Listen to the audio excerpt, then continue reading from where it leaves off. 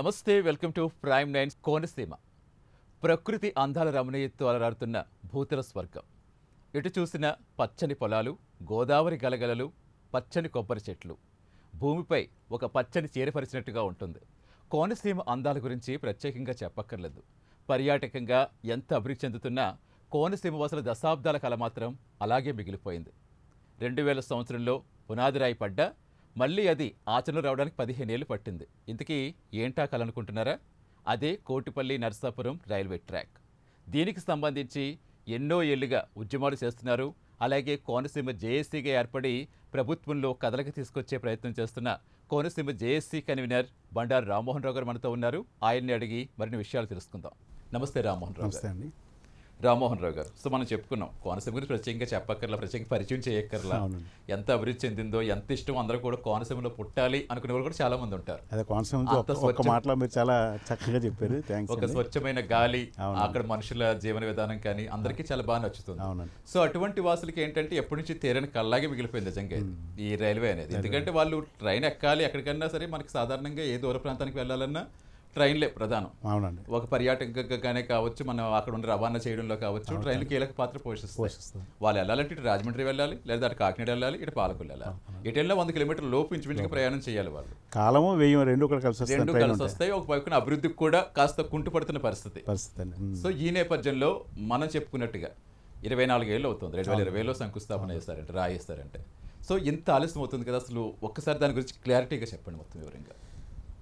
అదే 2000 సంవత్సరంలో ఈ కోనసీమ రైల్వే ప్రాజెక్టుకి అంకురార్పణ జరిగిందండి. అంటే కోటిపల్లి నుంచి నరసాపురం వరకు ఆ రైల్వే ట్రాక్ అండి. సుమారు 57 కిలోమీటర్లు ఉంటుంది. అప్పటి లోక్సభ స్పీకర్ మా కోనసీమ వాసి స్వర్గీయ బాలయోగి గారి చొరవతో అంకురార్పణ జరగడం అనేది జరిగింది. అప్పుడు కోనసీమ ప్రజలందరూ కూడా పండుగ చేసుకున్నారు. అంటే మేము హై స్కూల్లో చదువుతున్నాం. అదొక అంతే కోనసీమ ప్రాంతం అంతా ఆ రోజంతా పండగ వాతావరణం అనమాట. అంటే మన ఊరికి ట్రైన్ వచ్చేస్తుంది, మన ఊరికి ట్రైన్ వచ్చేస్తుంది. అందులో నేను కూడా భాగస్వామ్యం అవటం అనేది జరిగింది. ఆనందాన్ని నేను కూడా పంచుకోవటం, మా పెద్దలతో పంచుకోవడం అనేది జరిగింది. అయితే ఈ ప్రాజెక్టుకి శంకుస్థాపన అయిన ఒక 1 ఇయర్లోనే దురదృష్టవశాత్తు బాలయ్య గారు హెలికాప్టర్ ప్రమాదంలో మరణించిన విషయం మనందరికీ కూడా తెలిసిందే. ఆ తర్వాత ఈ ప్రాజెక్టుని పట్టించుకునే నాదుడే ఎవరూ లేరు. ప్రతి సంవత్సరం రైల్వే బడ్జెట్లో ఈ రైల్వే ప్రాజెక్టులకి నిధుల కేటాయింపులు అనేవి జరుగుతాయండి. ఈ కోనసీమ రైల్వే ప్రాజెక్టుకి నిధులు కేటాయింపు అన్నది ఆగిపోయింది. బాలయ్య గారి టైంలో స్టార్టింగ్లో కొంత అమౌంట్ కేటాయింపు జరిగింది, ఆ తర్వాత ఆగిపోయిందండి. ఆ విధంగా ఆగిపోవటం అంటే 1 సంవత్సరం 2 సంవత్సరాలు సుమారు 15 సంవత్సరాల పాటు ఈ ప్రాజెక్టుని పట్టించుకునే నాదుడే ఎవరు లేరు సార్. అంటే 2015 వరకు కూడా స్తబ్దత ఏర్పడిందండి.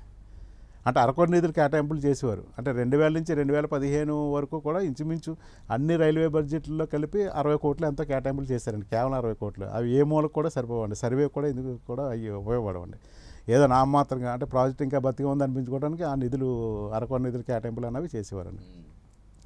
2013లో జరిగిన సమైక్యాంధ్ర ఉద్యమం గురించి మీ అందరూ కూడా తెలిసిందే. కోనసీమలో సమైక్యాంధ్ర ఉద్యమాన్ని కోనసీమ చేసి భుజానికి ఎత్తుకుందండి. సమైక్యాంధ్ర ఉద్యమం అత్యంత బాగా కోనసీమ జేఏసీ కార్యవర్గం నిర్వహించడం అనేది జరిగింది. కోనసీమలో జరిగిన సమైక్యాంధ్ర ఉద్యమం కోనసీమ జేఏసీ అనేది సమైక్యాంధ్ర టైంలో ఈ ఉద్యోగ సంఘాలన్నీ కలిపి జేఏసీల కింద ఫామ్ అయినాయండి ఆంధ్రప్రదేశ్లో.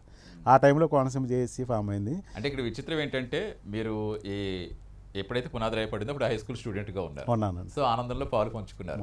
సో మళ్ళీ ఇప్పుడు ఇది పూర్తి అవుతున్న నేపథ్యాన్ని మీరు చేసి కన్వీనర్గా మారారు. అవునండి, ఇది మాత్రం మెచ్చుకోవాల్సిన విషయం. అది కోనసీమ జేఏసీకి చైర్మన్ ఎవరంటే దివాకర్ అండి.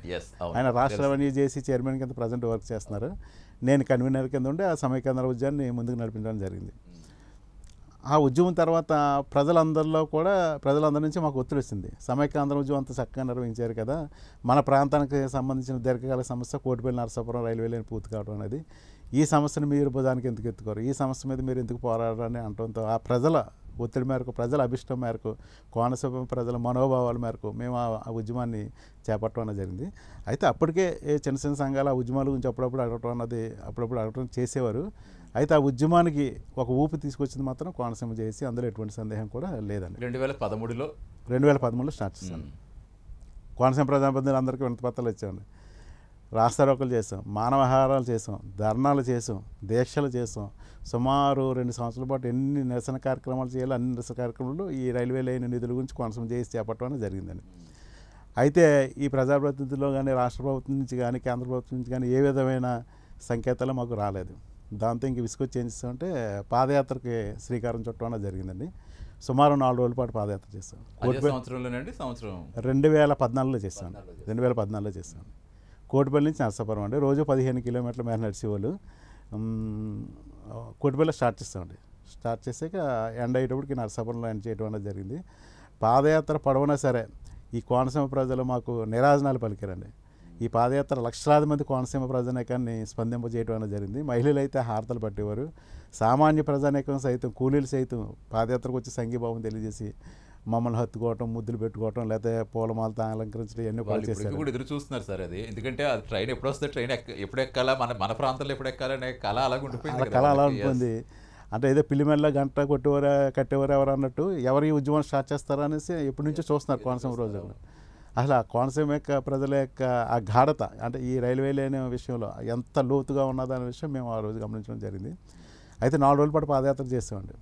పాదయాత్ర చేసిన రాష్ట్ర ప్రభుత్వం నుంచి ఏ విధమైన స్పందన లేదని, కేంద్ర ప్రభుత్వం నుంచి ఏ విధమైన స్పందన లేదని, దాంతో ఇంకా మా జేఏసీ కార్యవర్గం ఏంటంటే ఇది అమీతుమి ఢిల్లీలోనే తెలుసుకుందాం అనేసి మేమందరం కడి ఢిల్లీ వెళ్ళి, అప్పుడు రైల్వే మినిస్టర్ సురేష్ ప్రభు గారు అండి, ఎన్డీఏ గవర్నమెంట్ అండి, మోడీ గారు ప్రధానమంత్రి కింద ఉన్నారు. అది ఇంకా ఢిల్లీలో తెలుసుకుందాం అని అనుకున్నాం. అయితే సుమారు 30 మంది మెయిన్ టీం అది 30 మంది అండి. 30 మంది ఢిల్లీ వెళ్ళాలనుకున్నాం. అయితే ఆర్థిక సమస్యలండి, 30 మంది ఢిల్లీ వెళ్ళడం సామాన్య విషయం కాదు. ఇప్పుడు మా కోనసీమలోనే కిమ్స్ అనే మెడికల్ కాలేజ్ ఉందండి. దాని చైర్మన్ అమలాపురం, దాని చైర్మన్ చేతిన్ రాజు గారు.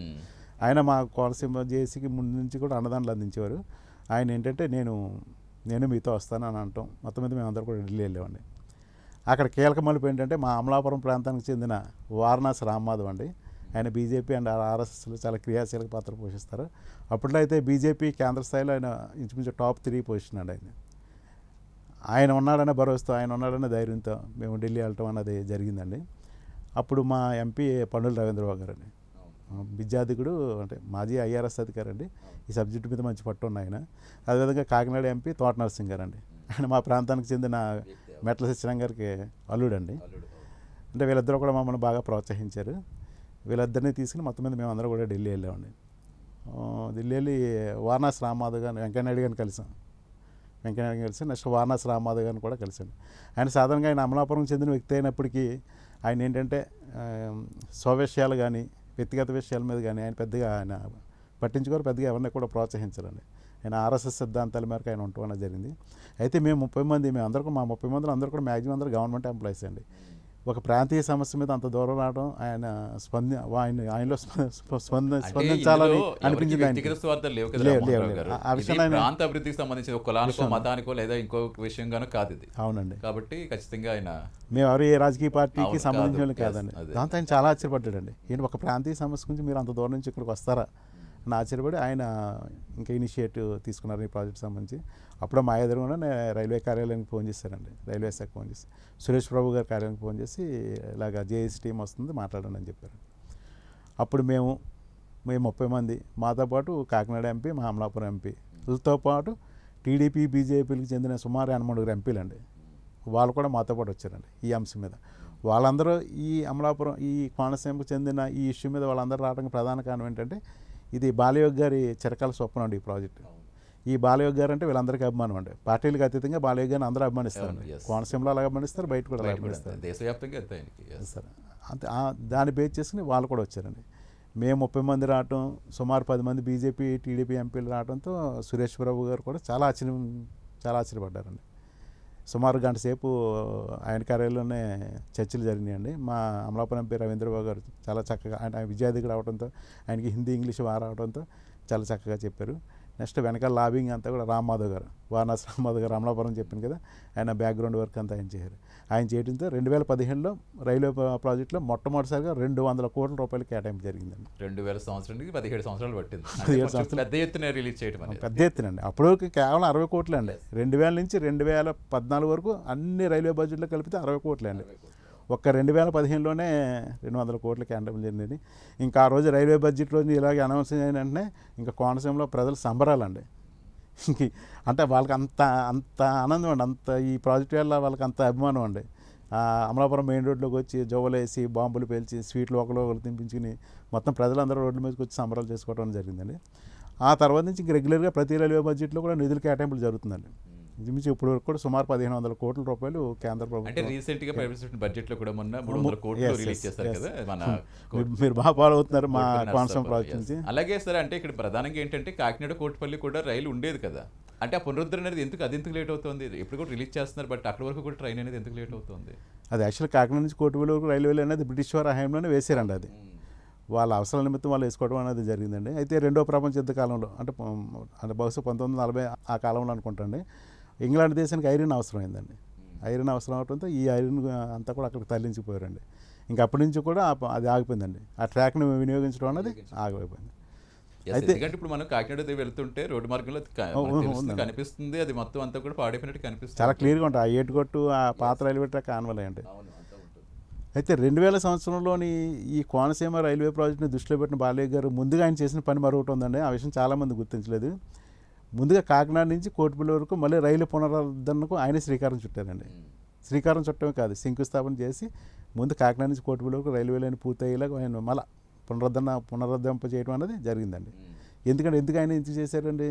కాకినాడ నుంచి కోటిపల్లి ఈ కోనసీమ రైల్వే కోటిపల్లి నుంచి నరసాపురంకి వెయ్యిపోయే రైల్వే లైన్ దృష్టిలో పెట్టి ఆయన పునరుద్ధరణ కార్యక్రమానికి అక్కడ శ్రీకారం చుట్టడం అనేది జరిగిందండి.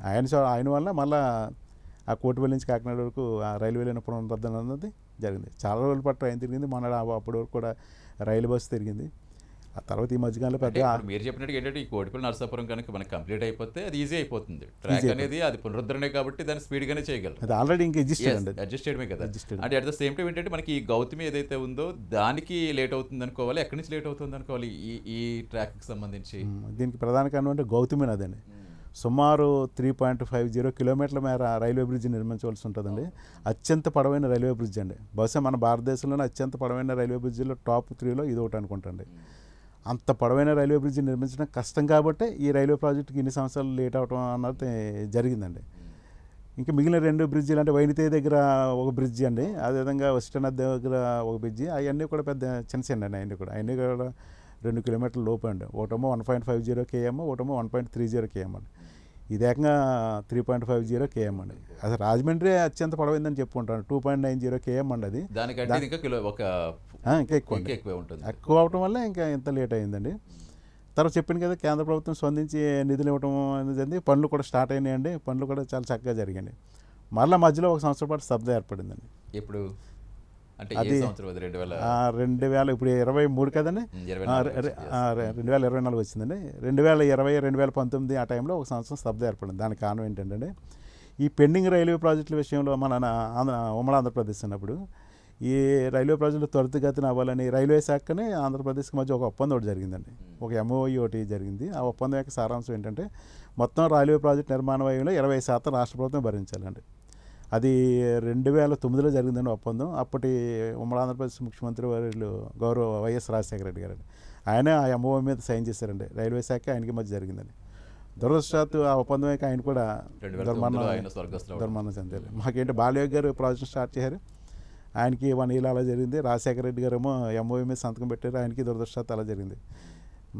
అలా ఆ విధంగా జరగకపోతే బాలయ్య గారు అలా జరగకపోతే మాకు 2000 స్టార్ట్ అయింది కదండి. 2003, 2004 మేము ట్రైన్ వచ్చేసాం. 5 సంవత్సరాలు మనకి అక్కడ వచ్చేసింది ట్రైన్ అనేది తిరిగి. రాజశేఖర రెడ్డి గారు MOU మీద సైన్ చేశారు. ఆయన నిజంగా అలా బతికి ఉంటే ఆయన కూడా రాష్ట్ర ప్రభుత్వ వాటా కేటాయింపులు చేసేవారు. ఎప్పటికీ ఈ ట్రైన్ పనులు అయిపోయిందండి. ఆయన ఎప్పుడైతే అలా అయిపోయిందో ఆ MOU మరుగున పడిపోయిందండి. ఆయన తర్వాత రాజశేఖర్ ముఖ్యమంత్రి అయ్యారు. ఆయన కిరణ్ కుమార్ వీళ్ళు ఎవరో కూడా రూపాయి కేటాయింపులు చేయలేదండి. తర్వాత నవీ ఆంధ్రప్రదేశ్ ఏర్పడింది. చంద్రబాబు నాయుడు గారు ముఖ్యమంత్రి అయ్యారండి.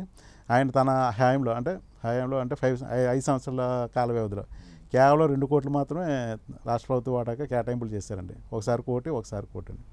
అంటే ఒకవైపు కేంద్ర ప్రభుత్వం నిధులు రిలీజ్ చేస్తున్నా, రాష్ట్ర ప్రభుత్వం నుంచి ఆ సపోర్ట్ లేక కొంచెం పెండింగ్ పడిపోయింది ప్రాజెక్ట్. అక్కడ స్తబ్దతకి అక్కడే నాంది పలికిందండి. దాంతో కేంద్ర ప్రభుత్వం రైల్వే శాఖ కోపం వచ్చి ఏం చేశారంటే పనులు తాత్కాలికంగా ఆపేయమని ఆ టెండర్ వాళ్ళకి వాళ్ళకి చెప్పడం అనేది జరిగింది.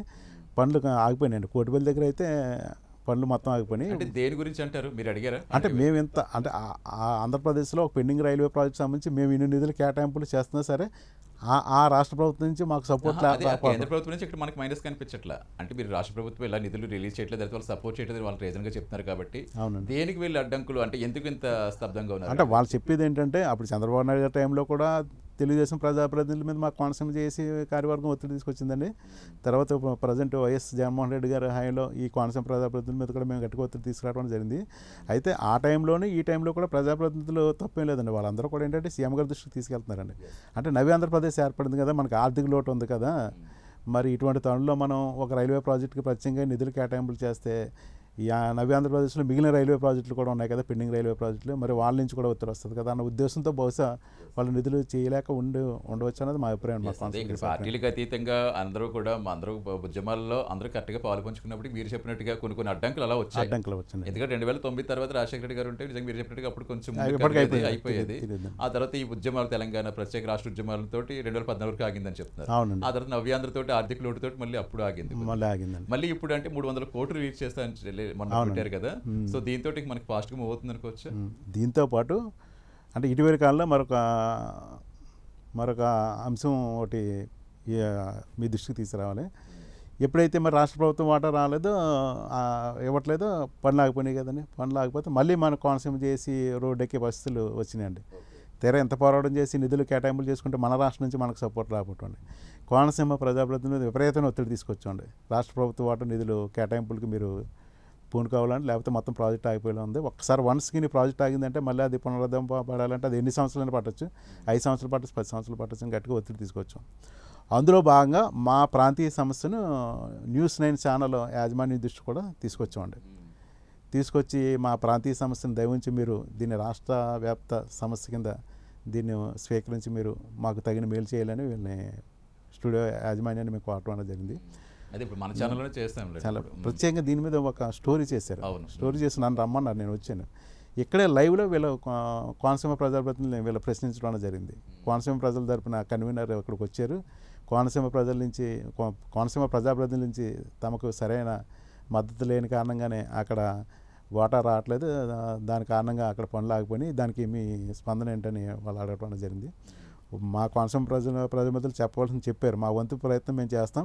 మరి నవ్య ఆంధ్రప్రదేశ్ లోటు బడ్జెట్లో ఉంది కాబట్టి కొంచెం ఇబ్బందులు తలెత్తున్నాయి. అయితే ఏదో రూపాయన మేము ముఖ్యమంత్రి గారి దృష్టికి తీసుకొచ్చి దీన్ని కేటాయింపులు చేస్తామని వాళ్ళు అంటాం అన్నది జరిగింది. అయితే ఇటీవల కాలంలో ఏంటంటే 50 కోట్ల రాష్ట్ర ప్రభుత్వం 50 కోట్లు కేటాయింపులు చేసింది తన వాటాగా. గత ప్రభుత్వం అయితే 2 కోట్లే 50 కోట్లు కేటాయింపులు చేసింది.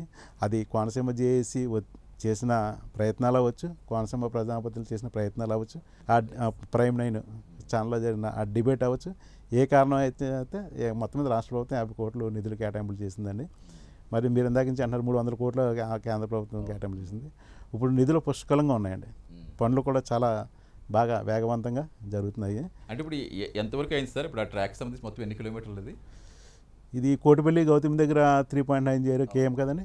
మొత్తం పిల్లర్స్ వర్క్లు అయిపోయినాయి. మొత్తం 44 పిల్లర్స్ అండి. 44 పిల్లర్స్ కూడా వేస్తారండి. సో ఆ గోదావరి అది వరకు కంప్లీట్ అయిపోయింది. అదే మెయిన్ కాన్సెప్ట్ కాబట్టి మెయిన్ అదండి. అంటే అక్కడ గడ్డర్స్ పని అండి, అది కూడా టెండర్ ఓకే అయింది. అది ఏప్రిల్ నెలలో గడ్డర్స్ వర్క్ కూడా స్టార్ట్ అవుతాయండి. తర్వాత ఈ భూముల సమీకరణ ఉంటుంది కదా సార్, అంటే తర్వాత మళ్ళీ ఊళ్ళలోంచి వెళ్ళే అవకాశం ఉంటుంది. అన్ని తోటలే ఉంటాయి, కొబ్బరి తోటలు ఉంటాయి, అక్కడ అదంతా క్లియర్ అయిపోయింది సార్. అదే బాలయ్య గారి టైంలో కోటిపల్లి నుంచి బట్టనవెల్లి వరకు భూసేకరణ జరిగిపోయిందండి. ఆ తర్వాత భూసేకరణ పెద్దగా జరగలేదు. అంటే 3 రైల్వే బ్రిడ్జిల దగ్గర మాత్రం ఆ రైల్వే బ్రిడ్జిలకు అవసరమైన భూసేకరణ జరిగింది, కానీ మిగిలిన భూసేకరణ జరగలేదు. అయితే మన ఈ ప్రస్తుతం నవ్య ఆంధ్రప్రదేశ్లో మన ప్రభుత్వం ఏం చేసిందంటే, రాష్ట్ర ప్రభుత్వ వాటాను మేము ఇవ్వలేము, అయితే దాని బదులుగా భూసేకరణ మేము చేసి ఆ భూమిని రైల్వే శాఖ అప్పు చెప్తామనేసి రైల్వే శాఖ వీళ్ళు చెప్పడం జరిగింది. సిఎస్ గారు లెటర్ రాశారండి, మన ఏపీ గవర్నమెంట్ సిఎస్ గారు. దాన్ని రైల్వే శాఖ కూడా ఓకే చేసింది. అందులో భాగంగా ఇప్పుడు భూసేకరణ జరుగుతుందండి. చాప కింద ఏళ్ళగా కోటిపల్లి నుంచి నరసాపురం వరకు, కోటిపల్లి నుంచి అమలాపురం నుంచి నరసాపురం వరకు భూసేకరణ జరుగుతుంది. అది కూడా పూర్తి అయిపోతే మరో 3 సంవత్సరాల్లో ఈ ప్రాజెక్టు పూర్తి అవుద్దండి. సో మొత్తానికి ఒక 25 ఏళ్ళకి 25 ఏళ్ళకండి 25 ఏళ్ళకి మా కోనసీమ పునాది పడింది. ఒక 25 సంవత్సరాలు పనులు ఎప్పటికైనా అవుతుంది. మధ్య మధ్యలో కొన్ని అడ్డంకులు వచ్చాయి, అవ్వాల్సింది మీరు చెప్పినట్టుగా. ఎవరి ప్రయత్నం లోపం కనిపించట్లేదు ఇక్కడ. ప్రయత్నం లోపం ఎక్కడ తప్పట్టాల్సిన అవసరం లేదు. ఎందుకంటే పార్టీలకు అతీతంగా అన్ని పార్టీలు కృషి చేస్తారు, అందరూ సపోర్ట్ ఇస్తూనే వచ్చారు. అన్ని పార్టీల చెందిన ప్రజాప్రతినిధులు తమ వంతు కృషి చేశారండి. అయితే మరి పైన పరిస్థితులు కలిసి రావాలి. నెక్స్ట్ బాలయోగి స్థాయి నాయకుడు కూడా మనకి మా కోనసీమ లేకపోవడం ఒక దురదృష్టకరం అండి. బాలయోగి మీరు చెప్పి 2005లోనే మనం ఈ పాటికి మీరు ఆ ట్రైన్లోనే వద్దు ఆ ట్రైన్లోనే హైదరాబాద్ వద్దునండి. తర్వాత బాలయోగి గారు, ఆ తర్వాత రామ్ మాధవ్ గారు అంటే ఎన్డీఏలో అప్పుడు మంచి కీలకమైన స్థానంలో ఉండటంతో మెయిన్ ఇద్దరిని కూడా ఈ రైల్వే ప్రాజెక్ట్ 2 కాళ్ళు కింద చెప్పుకోవచ్చండి. బాలయోగి గారు, అంటే ఏం చేస్తూ ఉంటారు సార్? ఇంకా జేఏసీకి ఏర్పడ్డారు కదా ఈ రైల్వేకి సంబంధించి కాకుండా కోనసీమ అభివృద్ధి కోసం మీరు ఇంకా ఏమేమి కార్యక్రమాలు అంటే చేపడుతున్నారు? గత 10 సంవత్సరాలుగా దశాబ్ద కాలంగా పలు సామాజిక సేవా కార్యక్రమాలు నిర్వహిస్తుంటారు. ప్లాస్టిక్ వినియోగానికి వ్యతిరేకంగా చేస్తుంది. పర్యావరణాన్ని రక్షించాలని ప్రజలను చైతన్యపరచడం అన్నది జరుగుతుంది. బ్లడ్ క్యాంపులు అవి కూడా నిర్వహిస్తూ ఉంటామండి. నెక్స్ట్ మన దేశ నాయకులు వీళ్ళ యొక్క జన్మదినోత్సవాలు లేదా వర్ధంతులు ఇవన్నీ కూడా నిర్వహిస్తూ ఉంటామండి. అదేవిధంగా అక్కడికక్కడ ఏమైనా ప్రాంతీయపరమైన చిన్న చిన్న సమస్యలు ఏమైనా వస్తే వాటి మీద మేము పోరాటం అన్నది జరుగుతుందండి. ఉదాహరణకి మా కోనసీమలో విద్యార్థులు ఉన్నారండి. వీళ్ళ గతంలో ఏమైనా పరీక్షలు రాయాలంటే పోటీ పరీక్షలు కానీ ప్రవేశ పరీక్షలు కానీ కాకినాడ కానీ రాయమండ్రి కానీ వెళ్ళవలసి వచ్చేదండి. లేదు పరీక్షా కేంద్రాలు మా కోనసీమే కావాలని పెద్ద ఎత్తున మేము ఉద్యమం చేస్తామండి. ఆంధ్ర యూనివర్సిటీ పూర్వ విద్యార్థుల సంఘ పేట మా ఉద్యమ ఫలితంగా పరీక్షా కేంద్రాలన్నీ కోనసీమకి రావడం అనేది జరిగిందండి. ఆ తరహా కార్యక్రమాలు దశాబ్ద కాలంలో ఎన్నో చేసామండి. అందుకే అన్నిటికీ ప్రధాన మూలం ఈ రైల్వే బ్రిడ్జ్ అంకురార్పణ ఇక్కడే పడింది. దీనికోసమే ఏర్పడ్డ అన్ని కార్యక్రమాలకి అది శ్రీకారం చుట్టబడింది. ఇప్పుడు జిల్లాగా కూడా మారింది, జిల్లా కేంద్రంగా మారింది. జిల్లా కేంద్రంగా ఏర్పడింది. నెక్స్ట్ ఇప్పుడు మాకేంటి జిల్లా అయింది. నెక్స్ట్ ఈ రైల్వేలను పూర్తయితే మా ప్రాంతం సర్వతోముఖ అభివృద్ధి అవుతుందండి అన్ని రంగాల్లో. ఇంకా మరింత పరిపూర్ణత అన్నది వస్తుందండి. ఆధ్యాత్మిక పరంగా కానీ వ్యాపార పరంగా కానీ ఏ విధంగా చూసినా సరే మరింత అభివృద్ధి కోనసీమ చెందుతుంది. అందులో ఎటువంటి సందేహం లేదు. ట్రైన్లు అనేవి చాలా కీలక పాత్ర పోషిస్తాయి. మెయిన్ అదే కదా. అవునండి, దూర ప్రాంతాలకి రవాణాకి మీరు ఏ సరఫరా చేయాలన్నా ఒక ప్రజా రవాణా కాకుండా సరుకు రవాణాకి సంబంధించి కాబట్టి అందులో అన్ని పండే ప్రాంతం అది.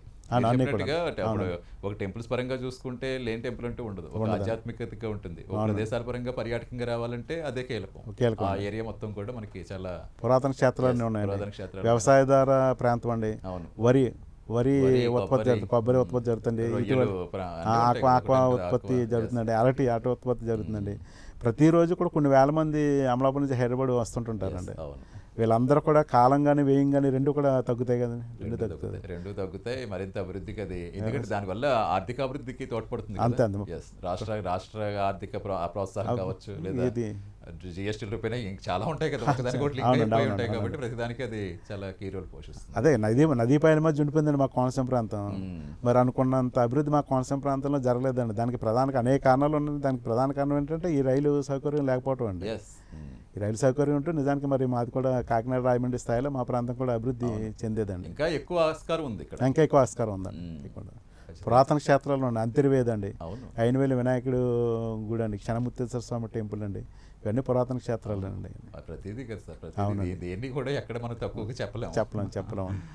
Yes sir. అంటే ఇంకా ఫైనల్గా ఏం చెప్తారు? ఇంకా 3 ఏళ్లలో కళ తీరబోతుంది.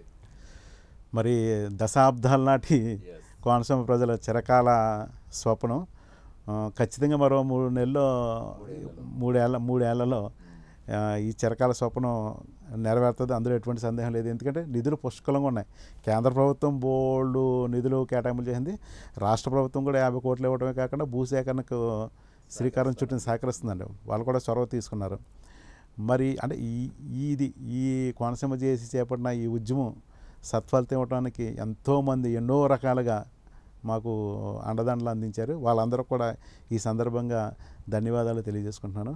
నెక్స్ట్ మన ఉద్యమంలో ఉడతాబొత్తిగా ఈ ప్రైమ్ 9 న్యూస్ ఛానల్ వారు కూడా వాళ్ళ తోడ్పాటును అందించారు. మరి వాళ్ళు కూడా ప్రత్యేకంగా మా కోనసీమ చేసి మరియు కోనసీమ ప్రజల తరపున ధన్యవాదాలు తెలియజేసుకుంటున్నాను.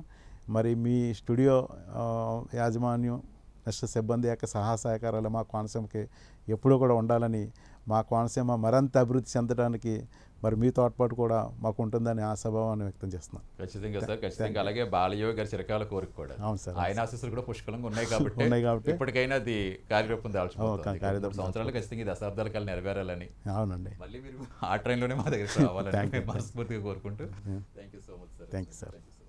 Keep watching prime 9 news. నిజం ఇదే మైస్.